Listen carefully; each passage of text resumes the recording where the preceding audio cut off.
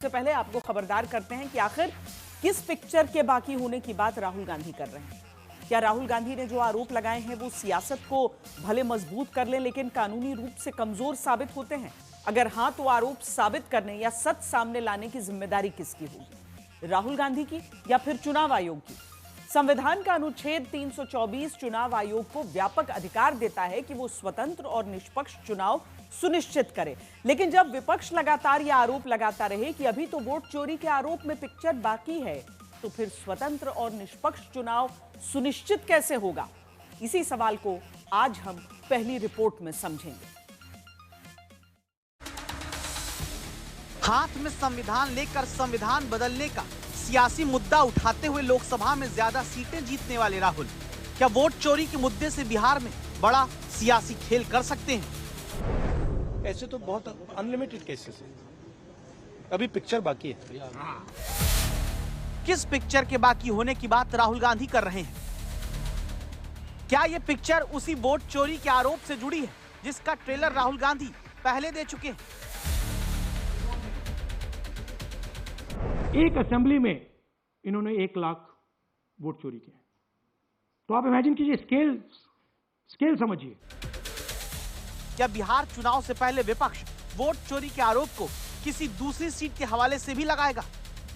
राहुल जी, चुनाव आयोग का कहना है एक भी शिकायत अभी तक नहीं मिली है, एक भी शिकायत आज तक इतने दिन बीत जाने के बावजूद। अभी थोड़े दिन और ठहरो, पेशेंस रखो। उसके बाद क्या होने वाला है सर? अभी बम फटेगा, फिर से डेटा बम।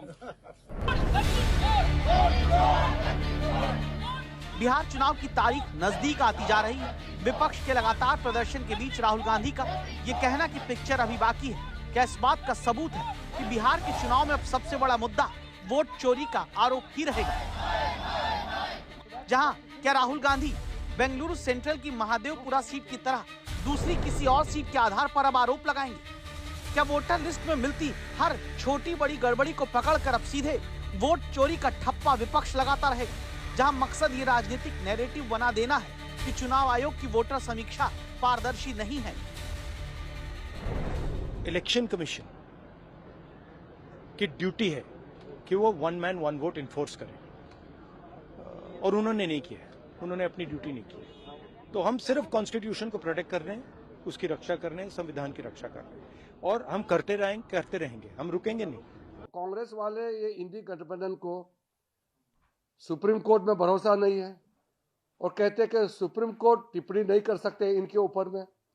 इलेक्शन कमीशन में भरोसा नहीं है, इलेक्शन कमीशन को अटैक करते हैं, पार्लियामेंट को विश्वास नहीं करते हैं। हमारा देश के जितना जो संवैधानिक संस्थाएं हैं उनको प्रहार करते हैं। विपक्ष लगातार रोज इस मुद्दे पर अपनी गति बनाकर चल रहा है, जिसमें मंगलवार को यूथ कांग्रेस ने दिल्ली में प्रदर्शन किया। तो बिहार में वोटर समीक्षा पर संसद में चर्चा की मांग विपक्ष करता आ रहा है। चोरी लोकतंत्र को जिंदा रखना है तो आपको इस पर चर्चा के लिए परमिशन देना चाहिए। अगर आप नहीं देते तो मैं समझूंगा कि यह कॉन्स्टिट्यूशन के खिलाफ हो। इस बीच आगे की रणनीति कांग्रेस तय कर चुकी है। 17 अगस्त से बिहार में मतदाता अधिकार यात्रा राहुल गांधी निकालेंगे, जो 17 अगस्त से 1 सितंबर तक चलेगी। मकसद चुनावी प्रक्रिया पर सवाल उठाने के साथ महागठबंधन की एकता को दिखाना है। भाजपा इलेक्शन कमीशन को आगे करके अपना काम करवा रहा है। हम लोग निकलेंगे, राहुल जी आएंगे, हम लोग साथ में जो है सड़कों पर बिहार में भ्रमण करेंगे, लोगों को जागरूक करेंगे। ये बड़े पैमाने पर वोट काटना चाहते हैं, और जो आज एफिडेविट मांग रहे हैं कांग्रेस पार्टी के नेता राहुल गांधी जी से, समाजवादी पार्टी ने लगभग 2 साल पहले 18,000 वोट ऐसे जो डिलीट किए गए थे, जो 2019 में वोट जिन्होंने डाला था, 2022 के जब चुनाव में गए तो वो डिलीट रहे, उसकी हमने एफिडेविट के साथ जानकारी दी और शिकायत की। अभी भी एक भी अधिकारी के खिलाफ कार्रवाई नहीं हुई। इस पूरी सियासी लड़ाई के बीच में सवाल यह है कि जो आरोप राहुल गांधी ने बेंगलुरु सेंट्रल की महादेवपुरा विधानसभा सीट में 1 लाख वोट चोरी का लोकसभा चुनाव के दौरान लगाया है, उसमें आगे क्या होगा, जिसके आधार पर राहुल गांधी लगातार कहते आ रहे हैं कि पिक्चर अभी बाकी है। नियमों को अगर देखें तो हम पाते हैं कि पंजीकरण ऑफ इलेक्टर्स रूल्स 1960 का नियम 20 दावों और आपत्तियों की जांच से जुड़ा है, लेकिन ये प्रक्रिया सिर्फ ड्राफ्ट मतदाता सूची प्रकाशित होने के 30 दिनों के भीतर लागू होती है, यानी अभी जांच नहीं हो सकती। चुनाव परिणाम में धोखाधड़ी या गड़बड़ी के आधार पर चुनौती देने का एकमात्र कानूनी तरीका है चुनाव याचिका दाखिल करना, जिसमें जन प्रतिनिधित्व अधिनियम 1951 के तहत हाई कोर्ट में 45 दिन के भीतर दाखिल करना होता है। लेकिन ये समय सीमा भी अब समाप्त हो चुकी है। अब ना तो रूल 20 है और ना ही चुनाव याचिका का रास्ता कानूनी रूप से मौजूद है। पंजीकरण नियमावली 1960 में 30 दिनों की समय सीमा और जन प्रतिनिधित्व अधिनियम में तय 45 दिनों की समय सीमा के खत्म होने के कारण राहुल गांधी की तरफ से वोट चोरी के आरोपों की जांच का रास्ता नहीं। लेकिन तब ध्यान देना जरूरी है कि एमएस गिल बनाम चीफ इलेक्शन कमिश्नर 1978 के मामले में सुप्रीम कोर्ट ने क्या कहा था, जहां कहा गया था कि जब स्पष्ट वैधानिक प्रावधान मौजूद हैं और आयोग को ऐसे प्रावधानों के अनुसार कार्य करना चाहिए, उनका उल्लंघन करना नहीं चाहिए। ऐसे प्रावधानों के अभाव या अपर्याप्तता में आयोग को पंगु नहीं होना चाहिए। क्या इसका मतलब ये नहीं कि भले ही राहुल गांधी की तरफ से शपथ पत्र न हो, लेकिन अगर गंभीर आरोप सार्वजनिक रूप से सामने आते हैं तो चुनाव आयोग पर ही जिम्मेदारी है कि वो आंतरिक जांच करे ताकि जन विश्वास बना रहे, आपराधिक तत्वों की पहचान हो और भविष्य के लिए मतदाता सूची पारदर्शी बनाई जा सके। लेकिन तब सत्ताधारी दल का कहना यह है कि यही तो बिहार में चुनाव आयोग करना चाह रहा है और कर रहा है, लेकिन वहां पर वोट काटने का आरोप लगाकर विपक्षी तो विरोध करने लगता है। इसका मतलब यह है कि भले ही शपथ पत्र के तहत एक औपचारिक शिकायत राहुल गांधी नहीं दे रहे हैं, फिर भी चुनाव आयोग वोटर लिस्ट में उजागर किए जाते आरोपों की जांच करने के अपने कर्तव्य से मुक्त नहीं है, खासकर तब जबकि आरोपों की जांच से चुनाव प्रक्रिया पर भरोसे को मजबूत करना लोकतंत्र के लिए जरूरी है। लेकिन यहां विपक्ष को भी समझना जरूरी है कि जिन खामियों को वो बता रहे हैं वो सवाल सही है, लेकिन क्या तरीका सही है? जबकि आज ही बिहार में वोटर लिस्ट के रिवीजन से जुड़े मसले पर सुप्रीम कोर्ट में अहम सुनवाई में अदालत ने कहा कि आधार को निर्णायक सबूत के तौर पर स्वीकार नहीं किया जा सकता है। सुप्रीम कोर्ट ने माना कि चुनाव आयोग का आधार कार्ड को लेकर कहना सही है, यानी जो सवाल विपक्ष उठाता रहा उसका एक जवाब सुप्रीम कोर्ट से आया है। इस बीच आज संसद में प्रदर्शन के दौरान विपक्ष के नेता एक टी शर्ट पहने दिखे जिस पर बिहार की वोटर लिस्ट में 124 साल की फर्स्ट टाइम वोटर मिंता देवी का जिक्र था। इन मिंता देवी को हमने खोजा ताकि सच आप भी जान सकें।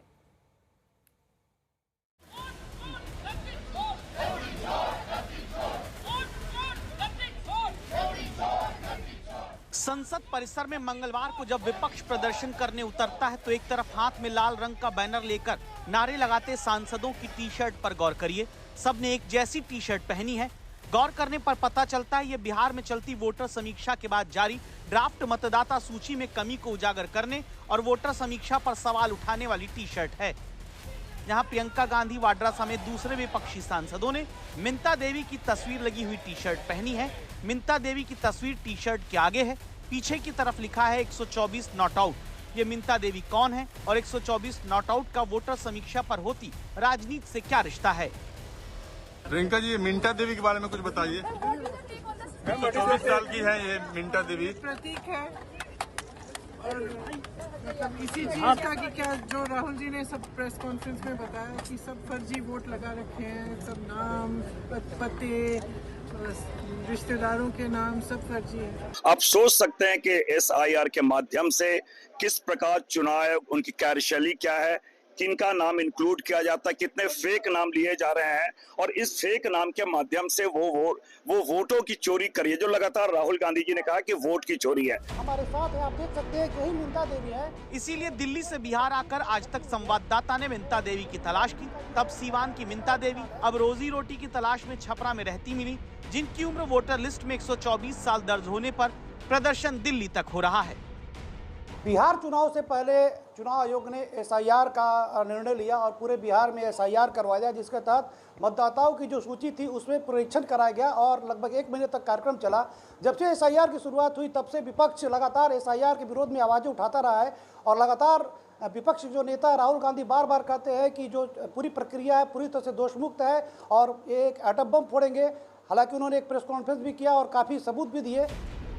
अब हुआ क्या है समझिए। पहली बार वोटर बनने के लिए ऑनलाइन अप्लाई करने वाली मिंता देवी ने आधार कार्ड दिया, जिस पर जन्म का साल 1990 दर्ज है, लेकिन वोटर कार्ड बनकर आ गया जन्म का साल 1900 बताते हुए वाला। इसीलिए उम्र 124 साल वोटर लिस्ट में आ गई। इसमें मेरा डेट ऑफ बर्थ लिखा है 15/7/1900। तो इस हिसाब से तो आपकी उम्र हो गई 124-25 साल। 125 साल हो गई। और वैसे आपका ओरिजिनल तो है 15/7/1990। 1990 आपका। हाँ। तो अच्छा, ये जो आपका वोटर आईडी कार्ड है, आपको ये कब मिला है आपको वोटर आईडी कार्ड? लगभग 1-1.5 महीना पहले मिला है। अच्छा, इसके पहले आपने कभी मतदान किया है क्या? नहीं, हम कभी भी अभी मतदान पे नहीं गए हैं ना किए हैं, ये फर्स्ट अभी आया ही है। अच्छा, इसको बनवाने के लिए किस तरह से आपने अप्लाई किया था? मैंने फॉर्म भरा था कि ऑनलाइन अप्लाई करवाया था? हम अभी ऑनलाइन इसको अप्लाई किए थे, फॉर्म वॉर्म कुछ नहीं भरे थे। ऑनलाइन जब अप्लाई करवाई तो आपने क्या डॉक्यूमेंट क्या दिया था? सिर्फ आधार कार्ड। आधार कार्ड दिया हाँ। था। ये आधार कार्ड, यही आधार कार्ड है ना आपका? यही मेरा आधार कार्ड। ये आधार कार्ड है, जिसमें 15/7/1990 लिखा हुआ है, यही आधार कार्ड है जिसको देख करके उन्होंने ऑनलाइन अपना आवेदन फिल करवाया था। और जब आवेदन हुआ उसके बाद से ये वोटर आईडी कार्ड इनको मिला।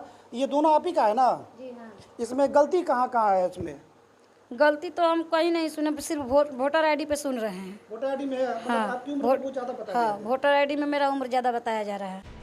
अब ये एक तकनीकी या कहें मानवीय चूक है जिससे सुधारा जा सकता है, लेकिन ऐसी ही कमियों को लेकर दिल्ली में वोट चोरी का ठप्पा लगाकर विपक्ष सवाल उठाने लगा।